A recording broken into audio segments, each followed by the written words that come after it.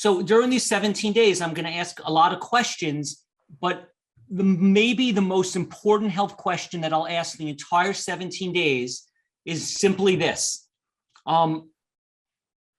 If the number one killer in 2022 and for 100 years before, in 2021, and for 100 years before that was heart disease, if someone followed an ideal whole food plant-based diet and lifestyle, what percent of heart disease could be eliminated?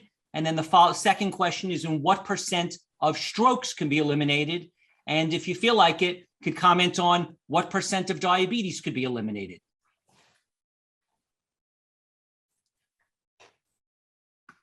Anyone can answer that. So I guess that's probably me. I'm the cardiologist. So what I would say is,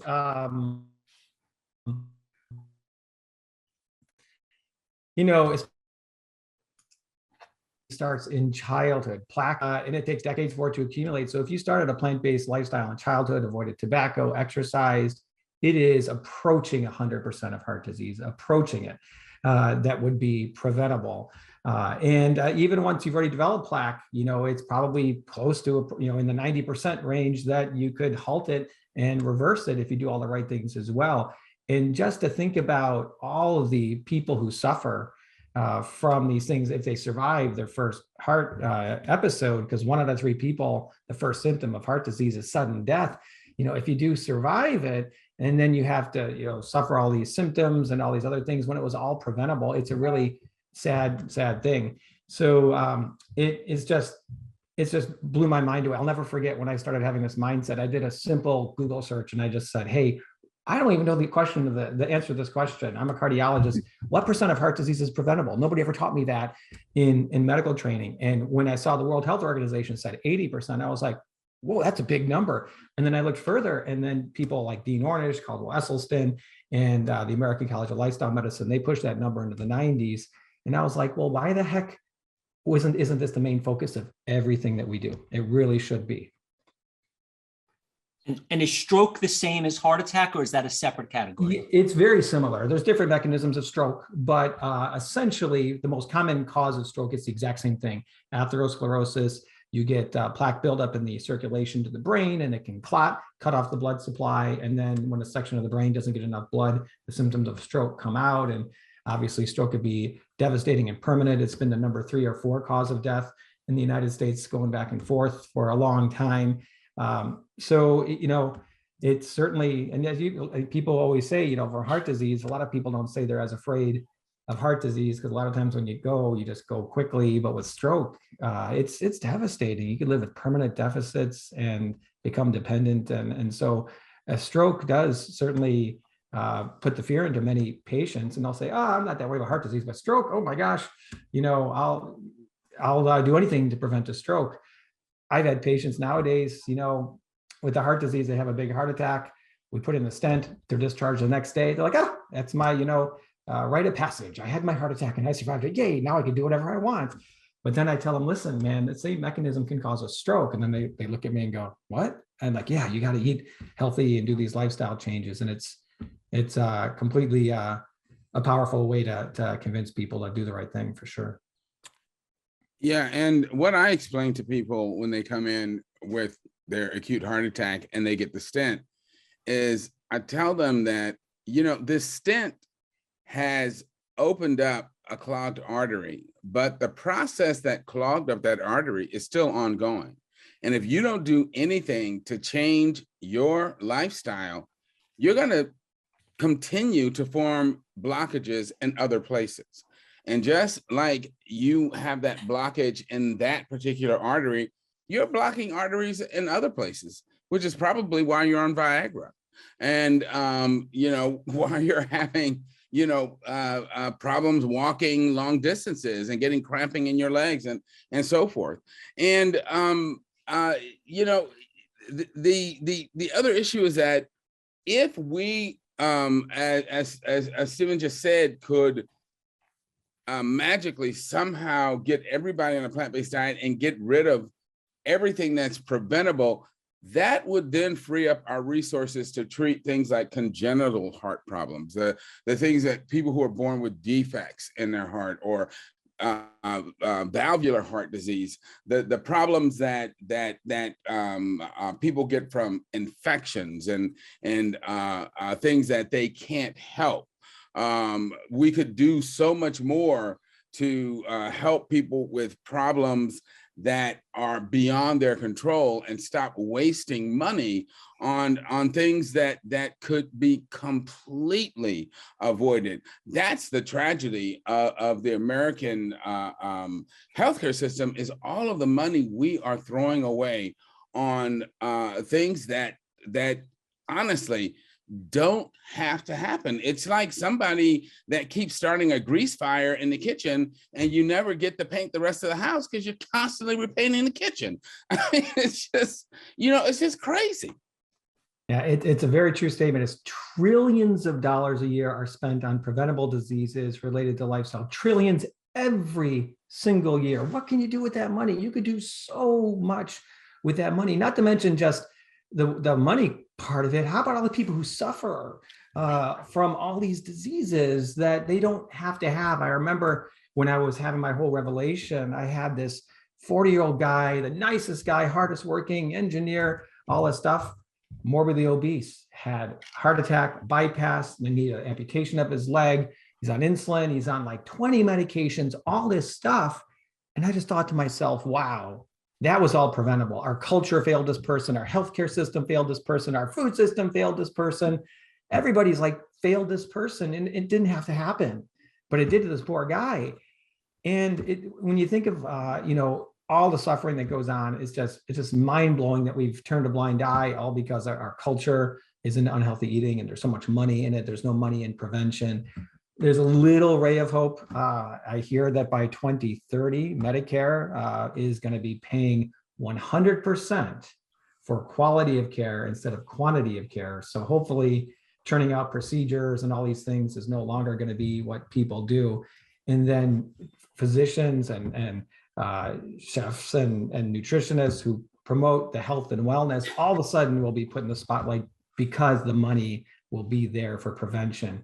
So I hope we're going to see a big change in the next 10 years. And it's partially because of the reality that it's not a sustainable system, that Medicare is going to go broke, and all the messaging that conferences like this have already pushed out to really tell people, wake up, we have the solution that's right here in front of our face. Let's just do it.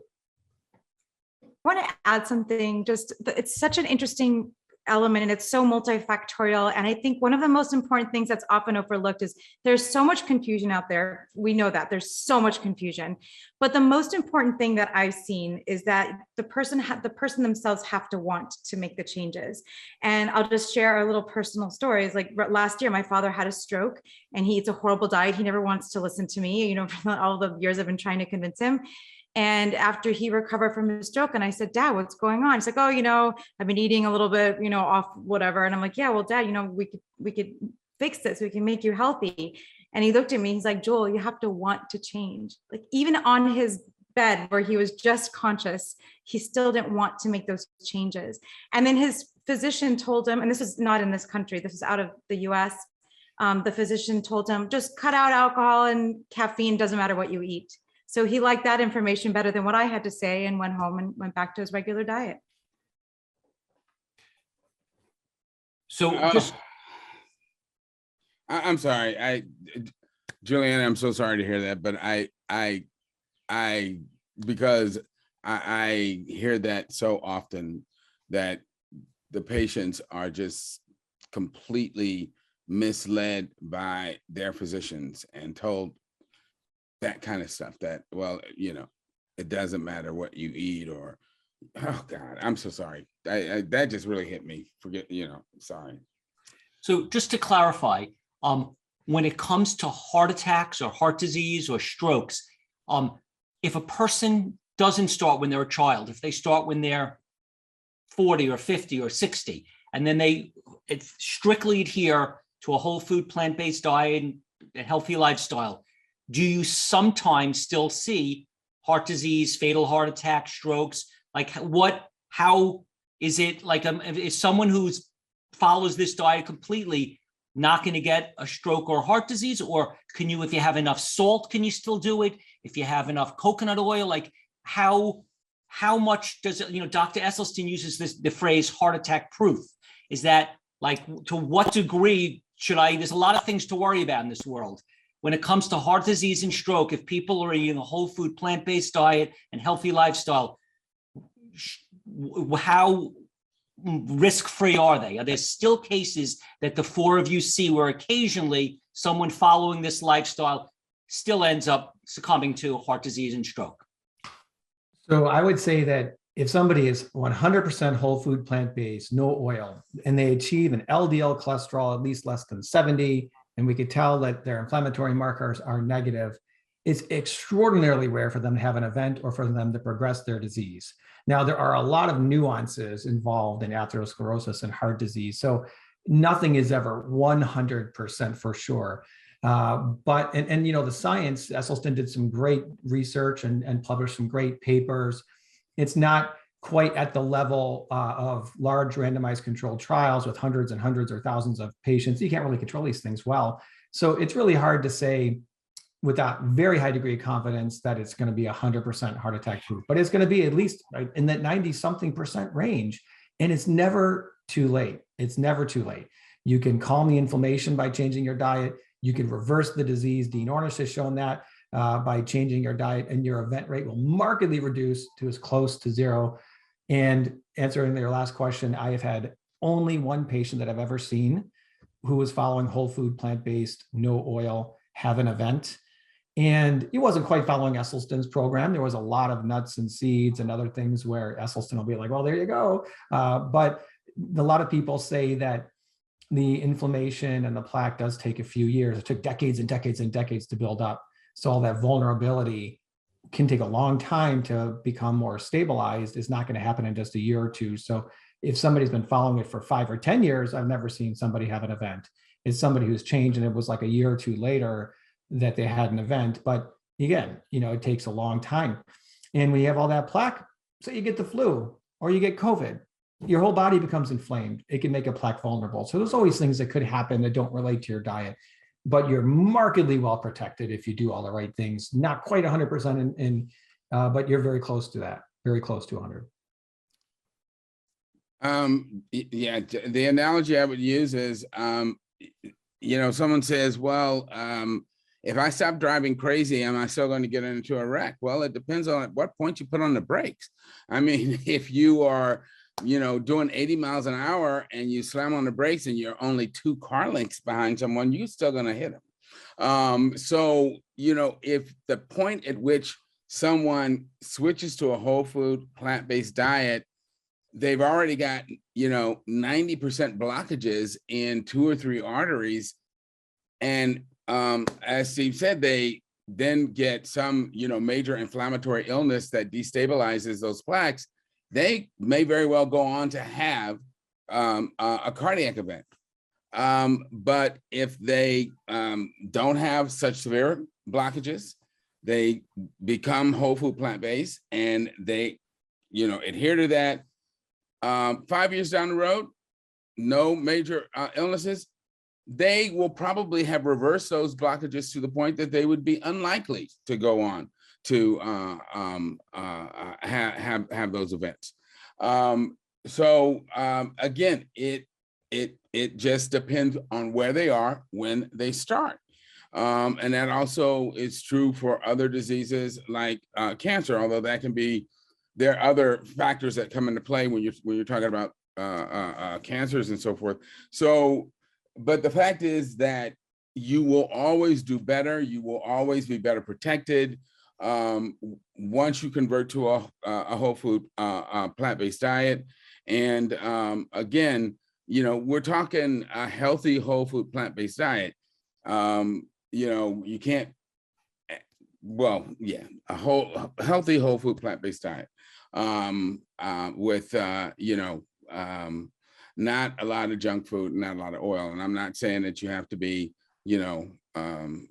a monk in a monastery and never look at a vegan cookie, but just, good, a really good, healthy whole food plant-based diet.